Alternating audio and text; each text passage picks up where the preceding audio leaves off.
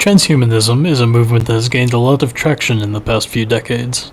The term was first coined in 1957, and the movement has become something of an ideal in the 21st century, especially in places like Silicon Valley. There are those who want to augment humanity to become something more than human, something capable of eternal life and endless pleasure. This might sound appealing on the surface. Certainly nobody goes out of their way to experience discomfort, and living forever has been the primary goal of several groups, like the alchemists, for example. What happens, though, when we augment ourselves beyond the point of no return? Are we still human? Does the term human even mean anything at that point? Is the transhumanist movement really such a noble cause, or should we use caution as we proceed into the future?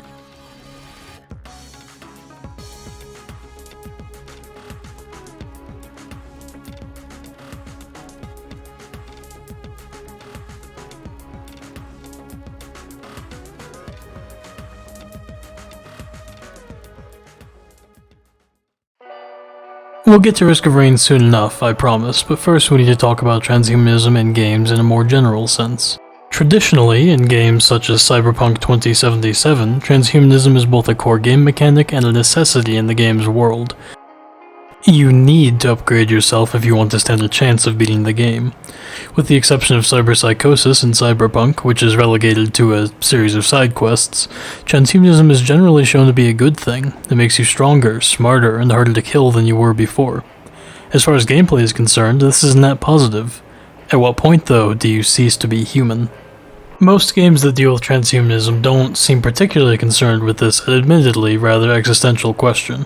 This is fair in most cases. I hardly expect the Call of Duty games to address the implications of the cybernetically enhanced super soldiers you tend to play as. However, this is a very important question to consider when we play these games that are centered around enhancement of the self.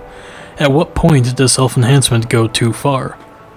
In my time with the genre, I've found that few games tackle this discussion more effectively than Risk of Rain. The Risk of Rain series began with Hopoo Games' 2013 Risk of Rain, a 2D roguelike that follows survivors of a spaceship crash onto the alien planet of Petrichor 5. Survivors, ranging from the ship's security guard to its robotic chef, must survive waves of the local fauna and collect items to power up. I cannot emphasize enough that if you try to play this game without collecting items, you will lose. Unless you're this guy, apparently. The fact that beating the game without items is considered a challenge run in its own right should indicate that yes, you are meant to collect items to win. This is a pretty typical staple of the roguelike genre. Just look at other notable roguelikes such as Enter the Gungeon or The Binding of Isaac. While it's technically possible to beat these games without upgrading, it is not at all encouraged. Here we see a through line with the futuristic dystopian games mentioned previously. Upgrades are a necessity. Transhumanism is mandatory. What sets Risk of Rain apart from other games in the genre, however, is its overt stance against transhumanism. Risk of Rain doesn't depict the gradual accumulation of items as something to be celebrated, it treats it as a loss of something that makes you fundamentally human. This is something the player directly confronts when they face the final boss, Providence, Bulwark of the Weak, the being responsible for the spaceship crash. Providence is essentially the lifeblood of Petrichor 5. He is responsible for creating and, as his title implies, protecting all the creatures you've been slaughtering up to this point. He is the last line of defense against the player. Upon defeat, one of Providence's final lines is, "You monster." This is very appropriate. We just killed the only thing protecting an entire planet's wildlife from extinction. And in fact, Providence only crashed our spaceship in the first place because we tried to smuggle a teleporter off planet. The player, by this point, is hardly human at all, and this is reflected in the game's end screens. Each character gets its own unique message upon beating the game. Far from being congratulatory, though, many of these messages provide a deeper look into the troubled psyches of the survivors. Bandit's ending line, for example, reads, "And so he left, with his Pyrrhic plunder." Pyrrhic, of course, means something that is won at far too great a cost to the victor.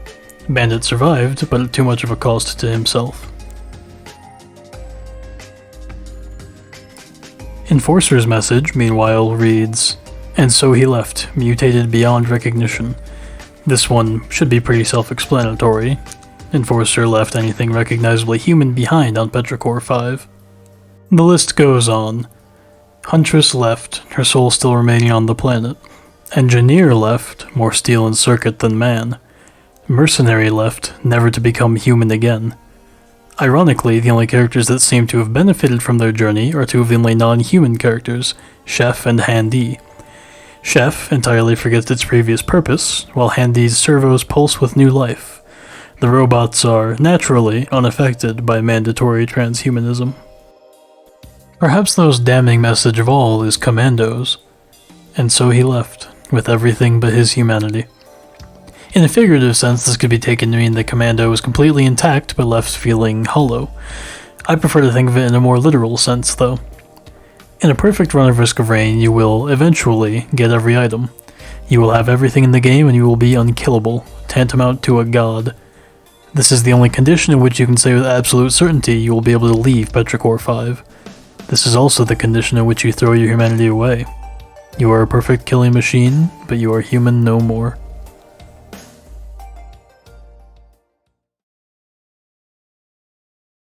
Risk of Rain 2 released in early access in 2019, and received a full release in 2020 to critical acclaim. It has, in many ways, overshadowed its predecessor, for better or worse. It's generally a more hopeful game than the original was, with most of the end screens being at least somewhat optimistic as to the survivor's future.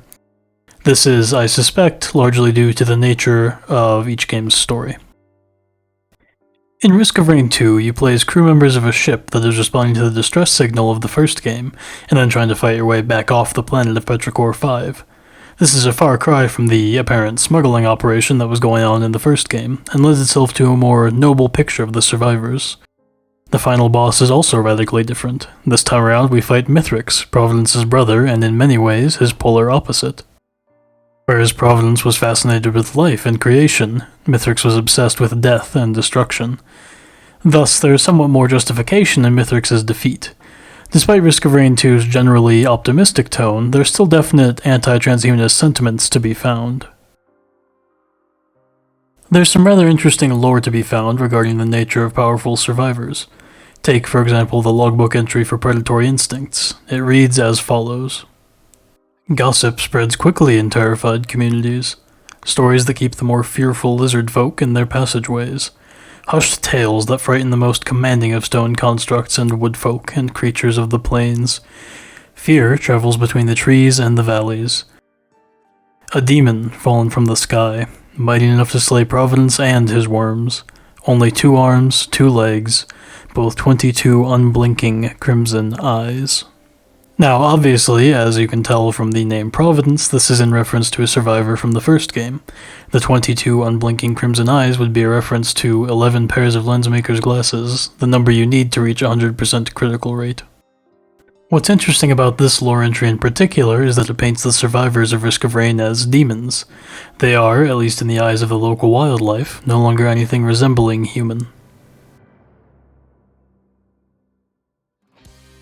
What I find most interesting about Risk of Rain 2 is the visual changes characters undergo as they acquire more items.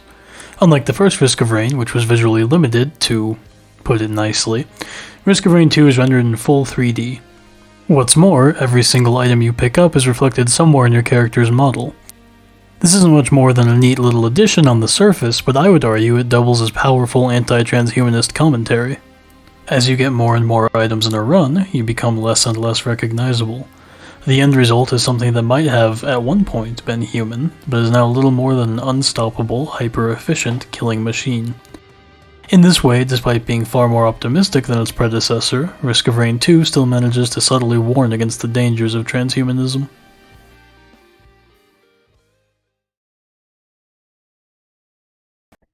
In a genre and a medium that seemingly accepts transhumanist ideals, the Risk of Rain series provides an important counter-argument. It might be tempting to make ourselves better or stronger with new technology, but in doing so, we risk losing sight of what it is that makes us human. Yes, humanity is imperfect and all too mortal, but that's exactly what makes our lives so special. We get to connect with others and bond over our shared imperfections. We find purpose in the fleeting nature of life. We discover our truest selves when faced with the hardships life throws at us. Is it really worth throwing all that away?